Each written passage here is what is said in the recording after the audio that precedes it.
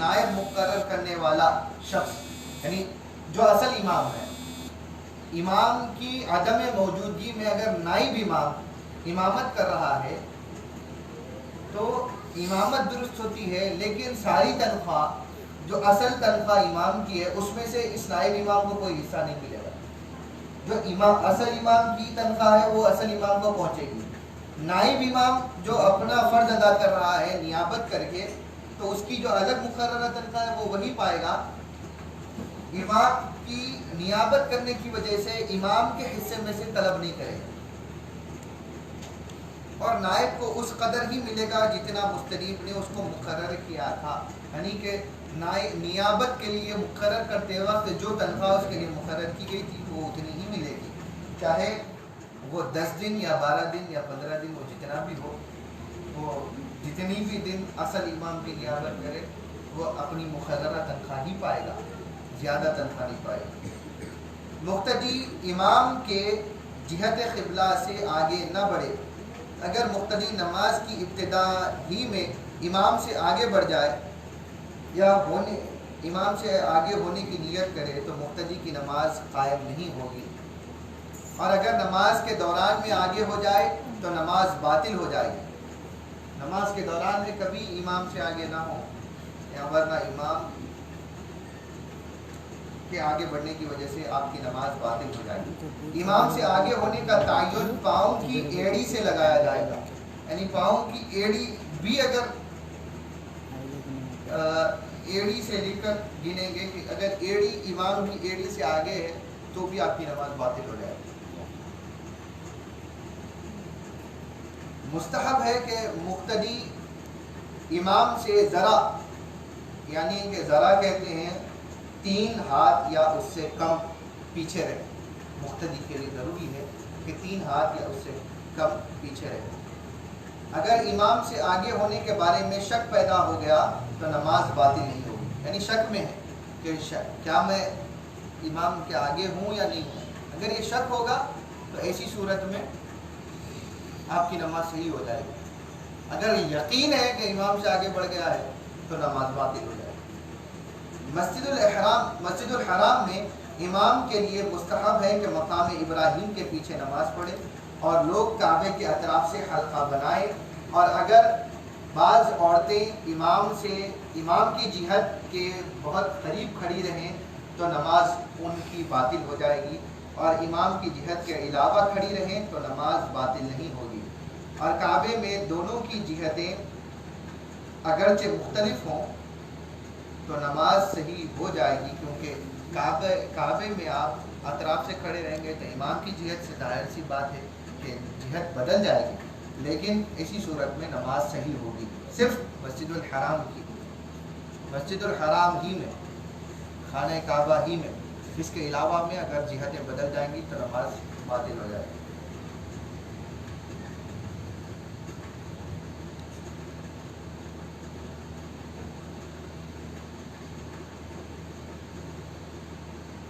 اور مستحب ہے کہ امام اس وقت تک کھڑے نہ ہو جب تک کہ مؤذن اقامت کے کلمات سے فارغ نہ ہو جائے، یعنی امام کے لیے زیادہ ثواب دہ یہ ہے کہ وہ امام کے کلمات اقامت کے بعد کھڑا ہو۔ مقتدیوں کا اقامت کے ساتھ ہی کھڑا ہو جانا سنت ہے۔ اور لوگوں کو امام صفیں درست کرنے کا حکم دے اور اپنے داہنے اور بائیں جانب یہ کہے کہ استووا رحمکم اللہ، صفیں درست کرو اللہ تم پر رحم فرمائے۔ اسی طرح اور بھی اگر دیگر کلمات درستگی صف اگر کہے گا تو بھی یہ ثواب اس کو مل جائے گا۔ اور لوگوں کو صفیں درست اور پوری کرنا بھی مستحب ہے۔ امام کے کھڑے ہونے سے پہلے اگر لوگوں نے صفیں درست کر لی تو یہ ان کے لیے زیادہ مستحب ہے۔ تو دیکھیے کہ امام سے ایک ایڑی برابر بھی آپ اگر بڑھ جائیں آگے تو آپ کی امامتیں باطل ہو جاتی ہیں۔ جائے کہ امت یہ دعویٰ کرے کہ میں زیادہ عبادتیں یا رات بھر زیادہ جاگ کر، اگر کسی نے 100 سال حضور اکرم صلی اللہ علیہ وسلم سے زیادہ عمر ظاہری حیات پا لی اور اس نے ساری زندگی عبادت میں گزاری، تو وہ یہ دعویٰ کرے کہ اس کی عبادتیں حضور سے زیادہ ہیں، تو ایسی امتی کی اقتدائے نبوت کہاں سے جاری رہے، وہ بھی ٹوٹ جائے۔ ایک ظاہری ایک چھوٹی سی نماز میں، ایک فرض رکعت میں آپ امام سے تھوڑا آگے بڑھ جائیں تو آپ کی نماز نہیں ہوتی، تو آپ نبی اور رسول سے کسی بھی معاملے میں آپ آگے بڑھ ہی نہیں سکتے۔ متفقہ فیصلہ ہے، چاہے آپ عمر 1000 سال لکھا کر لائیں، نبی اور رسول کا وہ خاصہ ہے کہ امتی کبھی اس کا نبی سے آگے نہیں بڑھ سکتے۔ اس پر جماعت نماز کا بیان ختم ہوا۔ آگے ہم سنت نمازوں کے بیان کو آگے جاری رکھیں گے، جو دوسری چیزیں رہ گئی ہیں ان کو پورا کریں گے۔ آج کے درس کے تعلق سے یا جماعت کے حوالے سے اگر کسی کو کوئی سوال ہو تو انشاءاللہ اس کے بعد ہم آگے کی طرف بڑھیں گے۔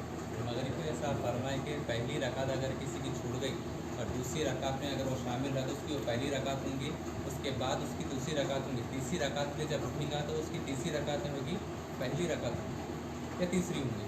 تیسری ہوں گی کہا آپ نے،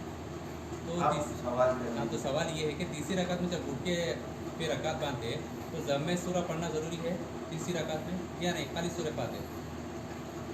اس کے لیے جہری نماز میں اگر آپ مغرب کی بالفرض آپ مغرب کی دوسری رکعت میں امام کے پیچھے شامل ہوئے تو یہ آپ کی پہلی ہے، امام کی دوسری۔ جو جہاں سے شامل ہوگا وہ وہیں سے اس کی پہلی رکعت ہوگی۔ تکبیر تحریمہ کے حوالے سے ہم نے کہا کہ جب امام قیام کے لیے تکبیر کہے گا تو تب اس کی تکبیر تحریمہ ہوگی، یا امام قیام کی حالت میں ہو اور مقتدی شامل ہو جائے تکبیر کہہ کر، جو اس نے امام کی اقتداء کر لی، تو ایسی صورت میں اس کی تکبیر تحریمہ جب بھی ادا ہوگی۔ اگر اعتدال کی حالت میں ہے امام تو آپ ظاہر سی بات ہے آپ تکبیر کہہ کر شامل نہیں ہوں گے، آپ سیدھا اقتداء کریں گے اور امام کی پیروی کریں گے، تکبیر تحریمہ نہیں ہوگی۔ تکبیر تحریمہ کے ساتھ آپ اعتدال میں شامل نہیں ہو سکتے یا سجدے میں شامل نہیں ہو سکتے، یا تکبیر تحریمہ کے ساتھ آپ سجدہ نہیں کر سکتے، تو لہٰذا اس کے بعد جب اٹھیں گے وہ تکبیر تحریمہ ہوگا۔ اب رہا یہ مسئلہ کہ دوسری رکعت میں آپ شامل ہوئے تو وہ آپ کی پہلی ہو گئی، ضم سورہ ہو گیا۔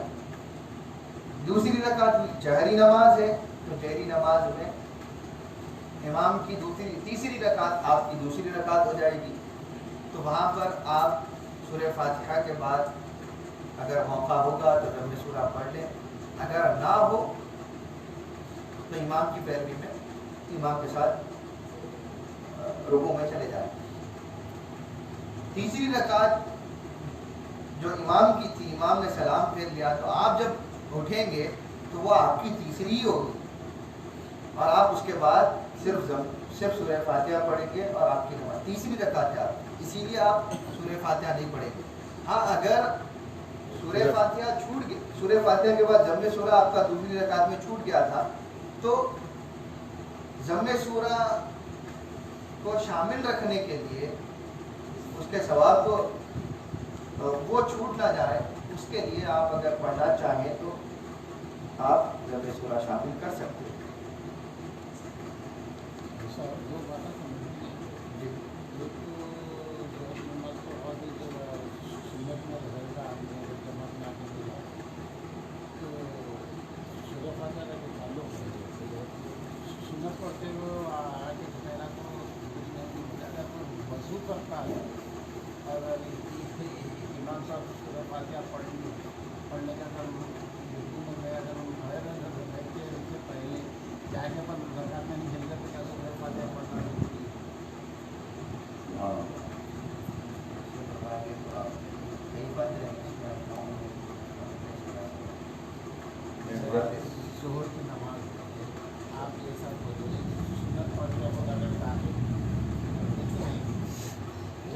سنت میں پڑھنا ہے جو بتایا، اگر جماعت میں پہلے سے اگر حافظ کے پیچھے ٹھہر گیا تو سورہ فاتحہ نہیں پڑھنا ہے، بتائیے۔ اگر وضو کر رہا آدمی وضو کرتے وقت آگے جماعت ٹھہر کے اگر رکوع میں گئے हाफिज अगर उठने का डॉग है, अगर रकत करने के बाद रुकू में चले गए तो क्या सूरत फातिहा जरूरी है?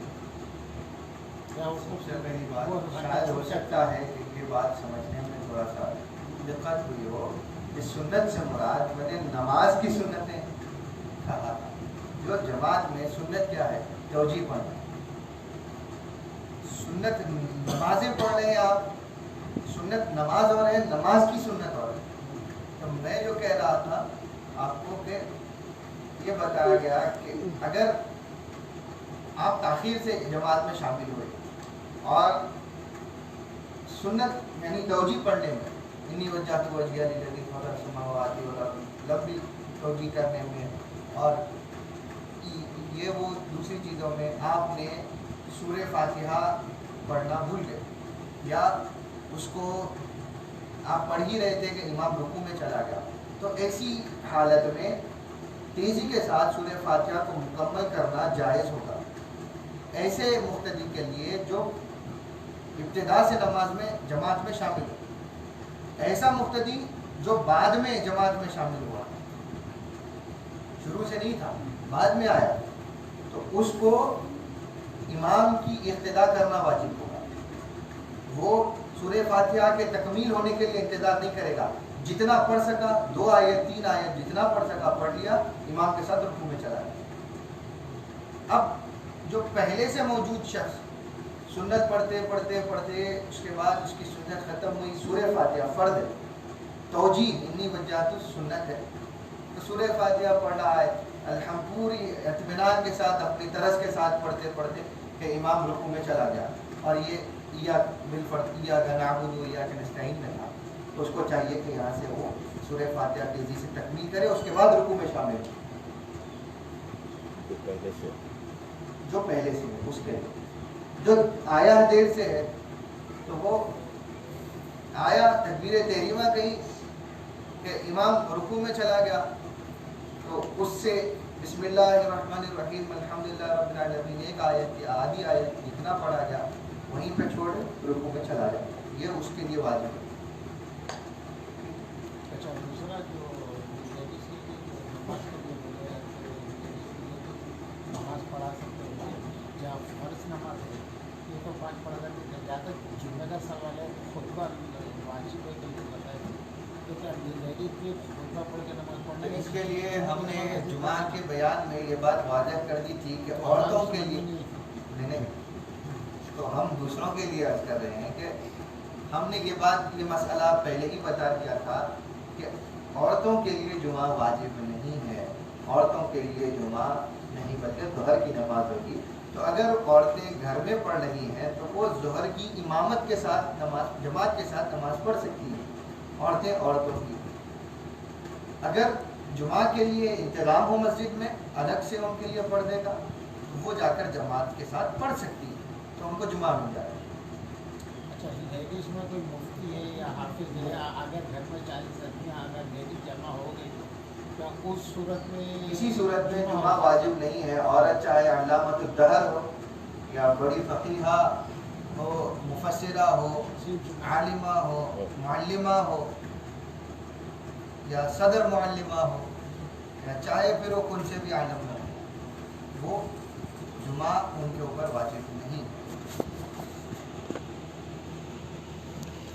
उनके लिए ज़ोहर की नमाज हो। जी जी, बेशक आपने जो सवाल किया वो अहम इसलिए है कि गैर मुक़ल्लिद ख़वातीन और बहुत सारे हमारे ही अहले ईमान का ये बहुत बड़ा अफसोसनाक वाक़या है कि अपनी घरों के पास में जगह देकर, अपनी बस्तियों में जगह देकर ऐसों को आपने फ़रोग़ दिया और आपकी अपनी बच्चियों को आप जो है ना या अपनी ख़वातीन को भेज कर पढ़ा रहे हैं। ऐसे गैर मुक़ल्लिदीन के जिनके पास जुमा औरतों पर वाजिब है, ये किस सूरत में है, उसकी दलाइल क्या पेश करते हैं। और ऐसे लोग जो जिनके पास में औरतें ख़वातीन जुमा पढ़ाती भी हैं और उनके पीछे इमामत भी हो जाती है, और जिनके पास ये जो गैर मुक़ल्लिद फितना है, फितना वहाबिया का एक शाख या सलफ़िया कहलाकर या अलग अलग नाम के साथ में जो सामने आते हैं, تو اپنے آپ کو مفلحات کہنے سے مفلحات نہیں ہو جاتے. مفلحات کے لیے بھی اقتداء واجب ہے. تو جب نماز 4 رکعت 2 رکعت والی نماز کے لیے اقتداء واجب ہے تو سارے دین کے معاملے میں آپ بغیر اقتداء کے کیسے کر سکتے ہیں؟ اقتداء نہ کرنے کا انکار کرتے ہوئے بھی آپ کسی نہ کسی کی اقتداء میں لگیں. البانی نے یہ کہہ دیا, بن باز نے یہ کہہ دیا, یہ اقتداء کی تو ہوئی. اقتداء کہتے ہیں کس کو؟ کہ کسی کی تحقیق کو مان کر چلنے کو. تو بن باز نے کہہ دیا, ابن تیمیہ نے کہہ دیا, وہ فلاں نے کہہ دیا, یہ اقتداء ہی تو ہوئی. تو افسوس ہے خاص طور پر شافعیہ سے, کیونکہ ہم شافعیہ کے دروس میں ہیں تو ہم ان سے بھی کہیں گے اور ساری اہل سنت سے بھی پھر بعد میں مخاطب ہوں گے کہ ہمارا سب سے پہلا مخاطب شافعیہ, اس کے بعد سب, کہ آپ اپنے گھر کی خواتین کو ایسے اداروں میں نہ بھیجیے, آپ اہل سنت کے اداروں میں بھیجیے. وہ کچھ ایسی چیز سیکھ کر آئے کہ جو دین کے لیے نافع ہو. آپ اپنی خواتین کو بھیج ہی فتنوں کی جگہ پر رہے ہیں اور اس کے بعد آپ یہ کیسے سوچ رہے ہیں کہ وہ آپ کی نسلوں کی ہدایت کا سامان بنے گی.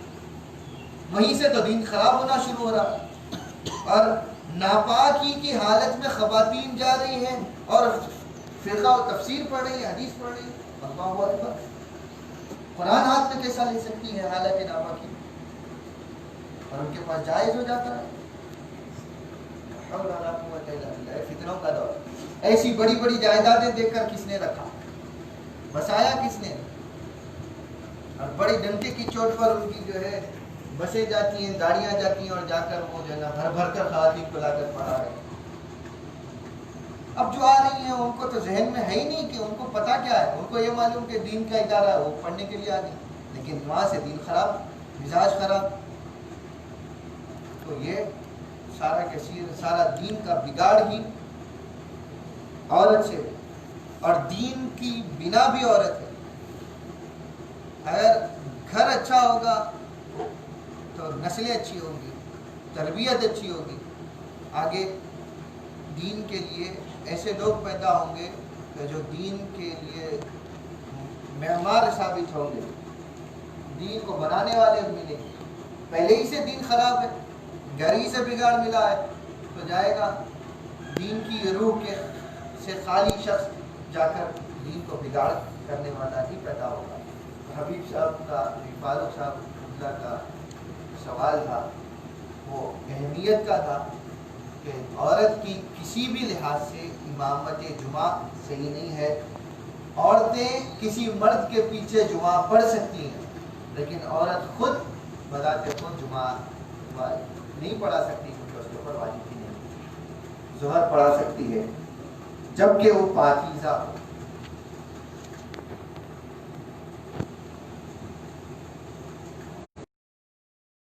عورت ہی کی کر سکتی ہے, ظاہر سی بات ہے. عورت کے پیچھے مرد پڑھ رہا ہے تو ایسے مرد کے اوپر بھی افسوس ہے کہ وہ اس نے تعلیم اختیار نہیں. دین کا تقاضا ہے, چند شرائط ہیں, اور یہ امامت مرد کے ہاتھ میں ہونا عورت کے مقابلے میں, یہ اس لیے یہ نہیں ہے کہ عورت کو اسلام حقیر جانتا, بلکہ عورت کے پاس میں, عورتوں کے اندر اللہ تعالیٰ نے چند فطرتاً ایسی چیزیں پیدا کی ہیں کہ مرد اس کے اوپر قوی ہے ان چیزوں, اور عورت ان معاملات میں کمزور ہے. اور جو معاملات عورت کے ہاتھ میں ہیں وہ معاملات مرد کے ہاتھ میں نہیں ہیں. تو یہ میزان ہے قدرت کا. اب آپ اس کے اوپر آپ فوقیت دینا چاہیں گے تو پھر غلط ہو جائے گا. ایسے تو طریقہ اسلام ہی یہ ہے, اور دین کا شروع سے اللہ تعالیٰ کا نظام یہ ہے کہ کبھی عورتوں میں رسالت کیوں نہیں چلی, کبھی عورتوں میں ولایت ضرور چلی ہے. حضرت سیدہ آسیہ تھیں, حضرت سیدہ صفورہ تھیں, حضرت سیدہ مریم رضی اللہ علیہ السلام, اور دیگر جو ہے نا مقدسات عورتوں کی. پھر عورتوں میں صحابیات ہوئیں, بڑی بڑی باکمال شخصیات ہوئیں, حضرت سیدہ عائشہ صدیقہ رضی اللہ عنہا جیسی, حضرت سیدہ خدیجہ کبریٰ جیسی. جن چیزوں کی ہے جن چیزوں میں نہیں ہے وہاں پر نہیں، یہ قانون ہے. اب اس کو لے کر بیٹھیں گے تو پھر اب وہ ایک الگ موضوع ہے کہ کیوں نہیں. عورتوں کے پیچھے مرد نہیں پڑ سکتا، مرد کے پیچھے عورتیں بھی پڑ سکتی ہیں، ہجڑا بھی پڑ سکتا ہے. اور ایسا ہجڑا جس کے اندر صفات مرد حیا ہو اس کے پیچھے عورت پڑ سکتی ہے. ایسا ہجڑا ہے کہ جس کے اندر صفات مرد یا عورت حیا نہ ہو اس کے پیچھے عورت بھی نہیں پڑ سکتی، کیونکہ عورت کا جنسیت ایسے ہجڑے کے اوپر مقدم ہے. تو یہ خان ہے. اور کوئی سوال؟ ایسا وجہ سوال یہ ہے اس سے پورا ہٹ کے وہ سرا بھی پڑھا سکتی ہے، عورتیں تراویح پڑھا سکتی ہیں، عورتیں نفلوں کی امامت کر سکتی ہیں، سنت کی نماز کی امامت کر سکتی ہیں، فرائض نماز کی امامت کر سکتی ہیں. عورتیں عورتوں میں ہر نماز کی امامت کر سکتی ہیں، ہر نماز کی امامت کر سکتی ہیں سوائے جمعہ ان کے اوپر چونکہ عورتوں پر واجب نہیں ہے، صرف اسی لیے ان کے اوپر اس کی نہیں. اگر ان کے اوپر واجب ہوتا تو شاید ان کے اوپر بھی پڑتی ہے امامت ان کی درست ہو جائے. اور کی کچھ ہٹ کر بھی ہو. اور ایک سوال، مغرب کی نماز میں کوئی شخص ایسے وقت داخل ہوا جبکہ امام دوسری رکعت میں تحیات میں ہے تو اسے کس طرح بقایا نماز ادا کرنا چاہیے؟ جیسے ہی مقتدی، یہ مقتدی مسبوق کہلائے گا، تاخیر سے آنے والا، تو یہ دوسری رکعت کی مغرب کی نماز چل رہی ہے، دوسری رکعت کی یعنی تشہد اول میں امام ہے، مقتدی آیا تو مقتدی کو اگر اس کو امام کی اختتام میں نماز پڑھنی ہے تو وہ تابع، امام کے تابع ہونے کی نیت کرے گا. جب امام کے تابع ہونے کی نیت کر لے گا تو اس کے لیے لازم ہے، تو اس کے لیے لازم ہے کہ وہ امام جس حالت میں ہو اس حالت میں امام کے ساتھ تشہد میں بیٹھ جائے. پھر جب امام تیسری رکعت کے لیے اٹھے گا وہاں سے مقتدی کی پہلی رکعت، ٹھیک ہے، اس سے پہلے جو اس نے اتباع کی اس کو اتباع کا ثواب ملے گا لیکن جماعت نہیں، یعنی اس کے لیے وہ رکعت نہیں. اب یہ تیسری رکعت اس کے لیے پہلی رکعت ہوگی. پھر امام تشہد آخر کے بعد جب سلام پھیر لے گا تو مقتدی پھر کھڑا ہوگا کیونکہ اس کی پہلی رکعت ہوئی ہے، اب وہ کھڑا ہوگا، یہ دوسری رکعت ہے. اس کے بعد دوسری رکعت میں پھر تشہد اول پڑھے گا کیونکہ یہ اس کا اصل تشہد اول ہے، کیونکہ یہ دوسری رکعت ہے. اس نے پہلی رکعت میں جو امام کے ساتھ میں تشہد آخر میں شامل ہوا وہ تو امام کی پیروی میں تھا تو اس کے لیے وہ نفل کا ثواب میں آ جائے گا. تو اصل تشہد اول، پھر اس کی دوسری رکعت، پھر وہاں سے پھر تیسری رکعت کے لیے اٹھے گا، پھر تیسری رکعت میں تشہد آخر میں بیٹھے گا، سلام سے اور ایک سوال ہے کہ مقتدی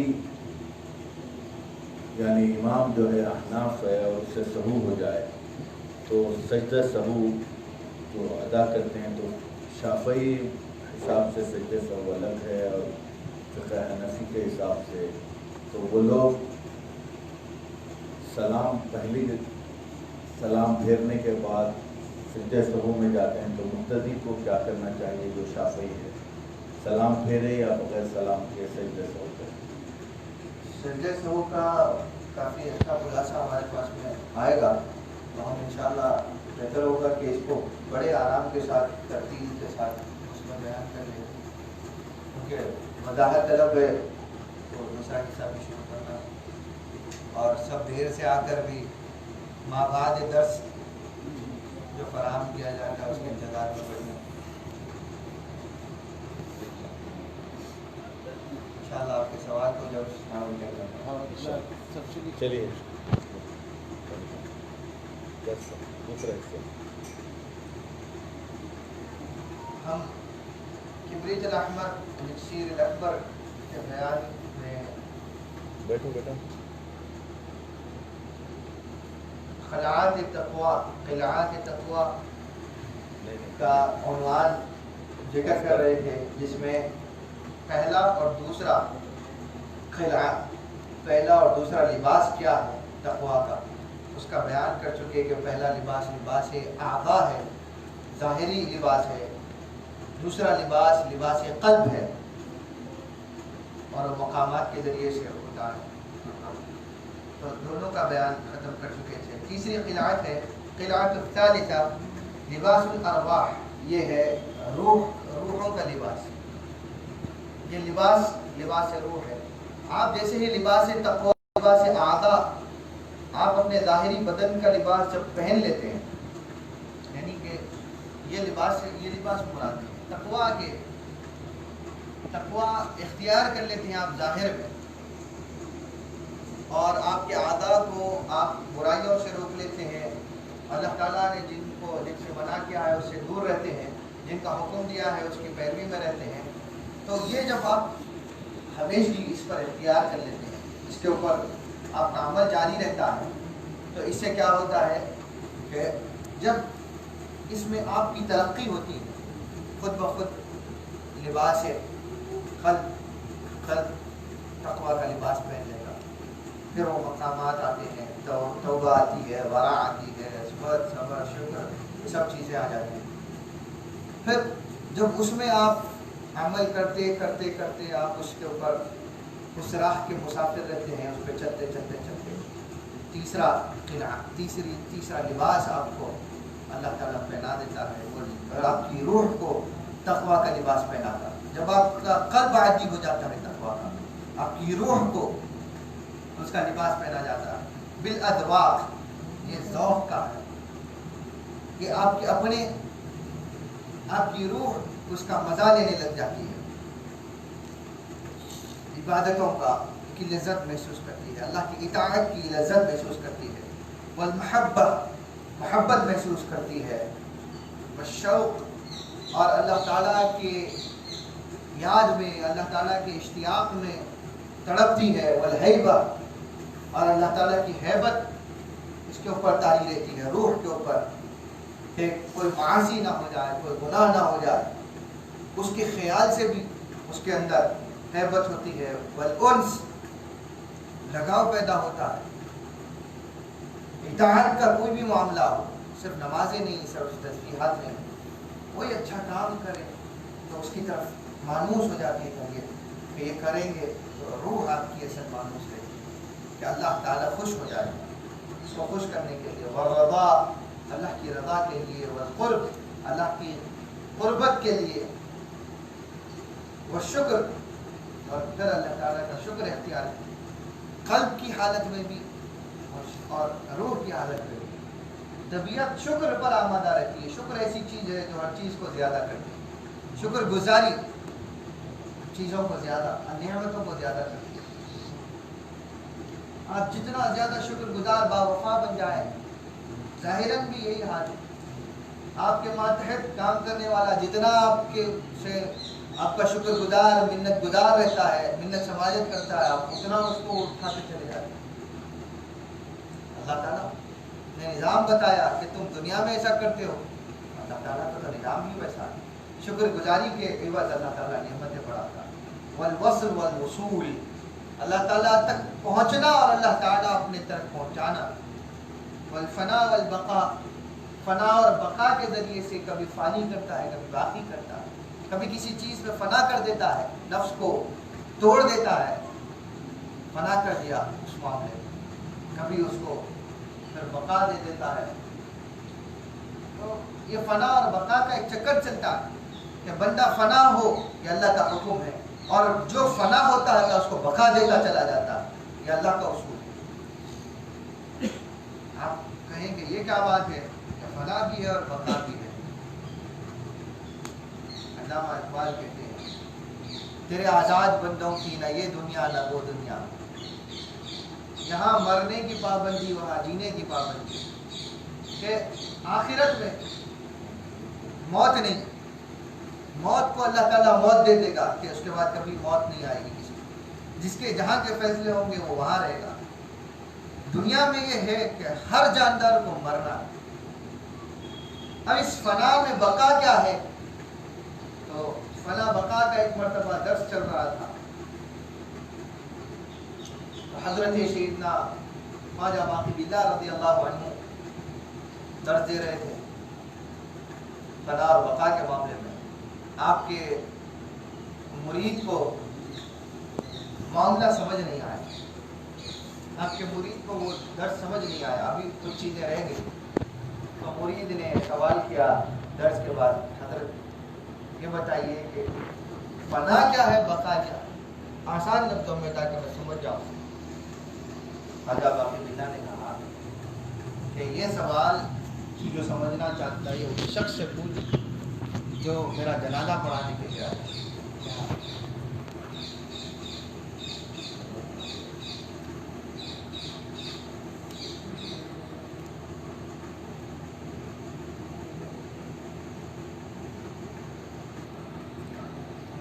تو یہ سوال اس سے پوچھ جو میرا جنازہ پڑھانے کے لیے آیا ہے۔ ان قریب حضرت خواجہ باقی باللہ کا وصال ہو گیا، نماز جنازہ کا اعلان ہوا حسب وصیت، جس کی زندگی میں کسی کوئی تہجد بھی قضا نہ ہوئی ہو وہ شخص آگے بڑھ کر نماز پڑھا ہے۔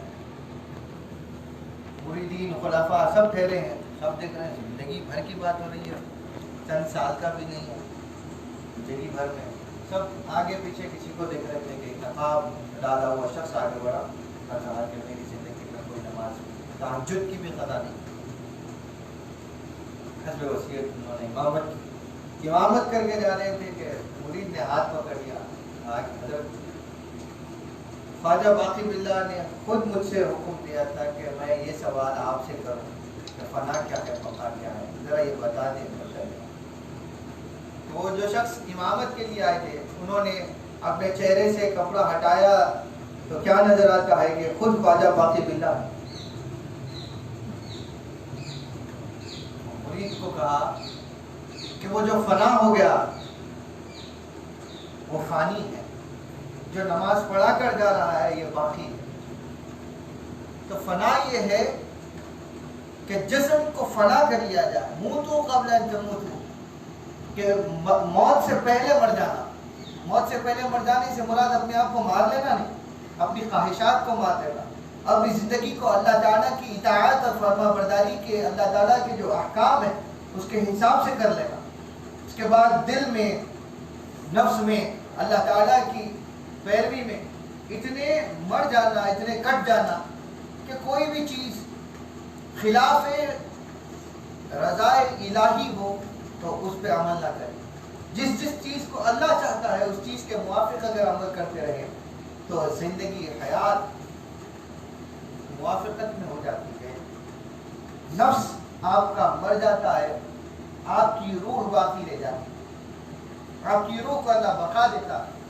اس کے بعد روح اللہ تعالیٰ کی اذن سے، اللہ تعالیٰ ہی کی اجازت سے باقی اللہ ہی کے حکم سے ہوئی، اللہ ہی کی چاہت سے ہوئی۔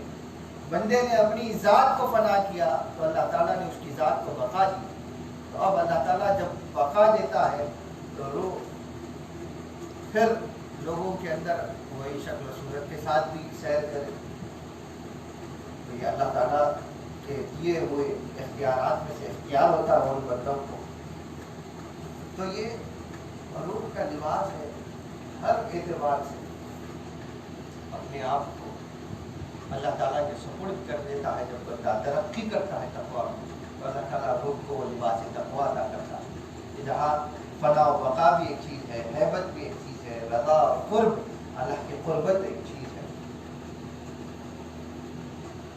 پھر جب بندہ یہ حال میں، یہ احوال میں اور ترقی کرتا ہے تو اس کے بعد ایک چوتھا لباس اس کے اوپر طاری کیا جاتا ہے، القلعۃ الرابعہ۔ چوتھا لباس وہ ہے لباس الاسرار بالوحدانیہ۔ یہ لباس اسرار ہے، اللہ کے رازوں کا لباس ہے، وحدانیت کا لباس، یکتائی کا لباس۔ اور وحدانیت اور توحید یہ ہے، یکتائی اور ایک ہونا یہ ہے کہ فی الہویت و معرفت الوحدانیہ، کہ حقیقت یکتائی کو پہچان جا. اللہ تعالیٰ کی یکتائی، اللہ تعالیٰ ایک ہے، اس کے ایک ہونے کی حقیقت کو پہچان جا، اس کا علم ہو جائے، معرفت ہو جائے کہ وہ ایک ہے تو وہ ایک کیسا ہے، اس کے صفات سے آگاہ ہو جانا اور اس کے ہویت میں گم ہو جانا، مقام ہویت میں کہ ہر شے کچھ ہے ہی نہیں، یہ حقیقت میں یہ دنیا اور دنیا کی ساری چیزیں یہ کوئی حقیقت نہیں، حقیقت الحقائق اللہ کی ذات، اس ذات کے اندر، اس کی صفات کے اندر سیر کرتا ہوا بندہ جب اپنے آپ کو فنا کرتا ہے اور اس توحید میں جکڑ جاتا ہے، اس توحید کی ہویت میں اپنے آپ کو مشغول کر دیتا ہے کہ اب اللہ تعالیٰ کی یکتائی کے علاوہ کسی شے کو نہیں پہچانتا، تو وہاں پر فصارت هذه القلعة لباس الانسان الكامل على الشریعت والطریقت والحقیقہ. اب یہ قلعہ، یہ لباس اس شخص کے اوپر جاتا ہے، اس شخص کو وہ جو انسان کامل ہو جاتا ہے، اب انسان کامل بن جاتا ہے. یہاں اس مقام پر وہاں پر اس انسان کو شریعت و طریقت اور حقیقت کا لباس پہنایا جاتا ہے، کیونکہ معرفت تو پہلے ہی مقام میں ہو گئی، معرفت تو یہی درجے میں ہو گئی کہ وہ معرفت الوحدانیہ، اللہ تعالیٰ کی وحدانیت معرفت جب اس کو ہو گئی، پہچان جب ہو گئی کہ وہ یکتائی کی، کہ وہ ایک خدائی کیسی ہے، وہ یکتائی کیسی ہے، وہ ونس کیسی ہے اللہ تعالیٰ کی، وہ سنگولیرٹی کیسی ہے. تو اس سنگولیرٹی کو جب پہچان جاتا ہے بندہ، تو شریعت و طریقت اور حقیقت کا لباس کا جامع اس کے اوپر ایسا پہنایا جاتا ہے کہ وہ انسان کامل ہو جاتا ہے. یہاں پر کہا گیا کہ انسان کا دل جو ہے اس کا ایک باطن ہے، اس کا باطن روح ہے، جو لباس ثالثہ ہے، تیسرا لباس ہے. اور روح کا باطن بھی ایک ہے، روح کا بھی ایک باطن ہے، وہ باطن جو ہے وہ سر ہے، اسرار، عالم اسرار. اور کہا گیا کہ اولیاء و صالحین نے فرمایا کہ محبت کے معرفت مقام قلب ہے اور مقام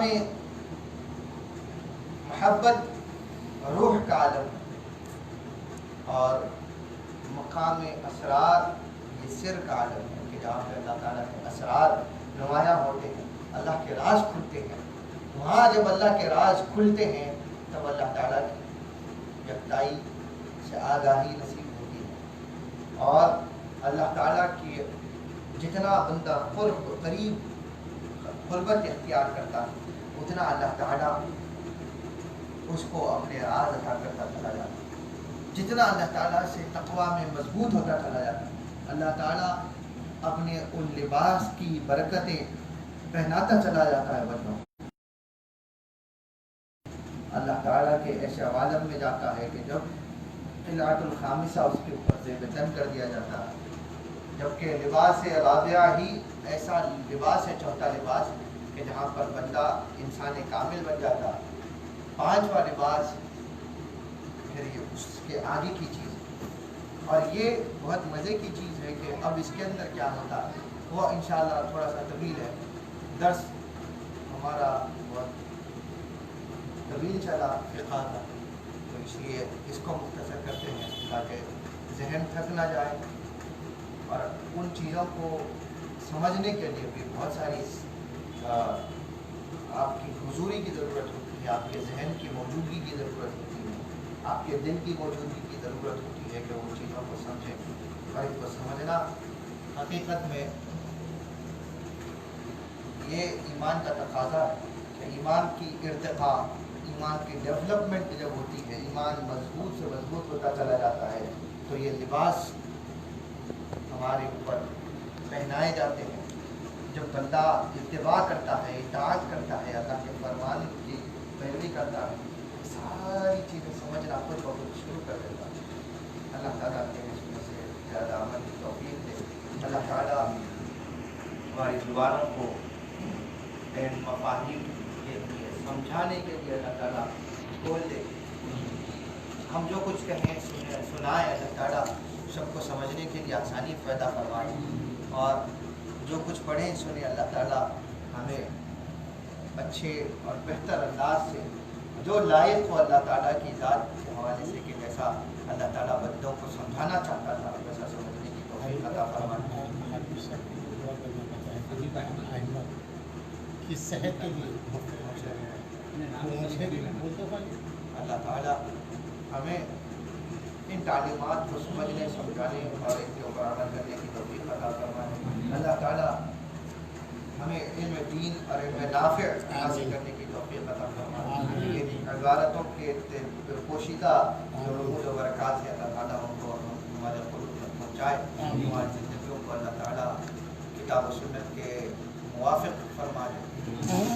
اور جیسا کہ گزارش کی گئی حبیب احمد صاحب علیل ہیں, بیمار ہیں, اللہ تعالیٰ کو صحت و تندرستی عطا فرمائے. اللہ تعالیٰ ان کی عمر میں بعد میں برکت عطا فرمائے. حاضرین کی عمر میں اللہ تعالیٰ برکت دے. سامعین و ناظرین کو اللہ تعالیٰ صحت و سلامتی عطا فرمائے. اللہ تعالیٰ ہر قسم کی وبا و بلا سے محفوظ فرمائے. ہر قسم کے فتنوں سے محفوظ فرمائے. ہر قسم کے شیطانیت سے اللہ محفوظ رکھے. ہر قسم کے شر سے محفوظ رکھے. اللہ تعالیٰ عالم اسلام کو حفاظت میں رکھے. اللہ تعالیٰ جہاں کہیں مسلمان پریشان ہیں, بھوک اور پیاس کا عالم ہے, اللہ تعالیٰ ان کی بھوک اور پیاس مٹائے. اللہ تعالیٰ انہیں اچھا لباس عطا فرمائے, انہیں اچھی خوشنودہ زندگی عطا فرمائے. اللہ تعالیٰ ہمیں اپنے امتحانات میں, زندگی کے امتحانات میں اللہ تعالیٰ ثابت قدمی عطا فرمائے.